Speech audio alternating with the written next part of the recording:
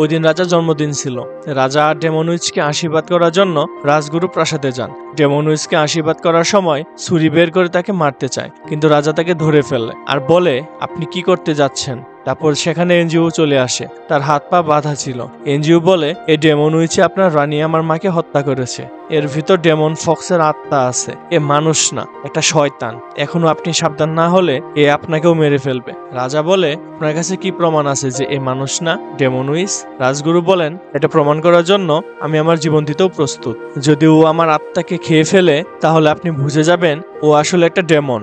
এ বলে রাজগুরু তার হৃৎপিণ্ড বের করে ডেমনের হাতে দিতেই ডেমন উইচ তা খেয়ে ফেলে এবং সাথে সাথে মেয়েটির শরীর থেকে ডেমন ফক্সের আত্মা বের হয়ে যায়। কিন্তু রাজা তাকে মারার পরিবর্তে কোনো কিছুই বলে না।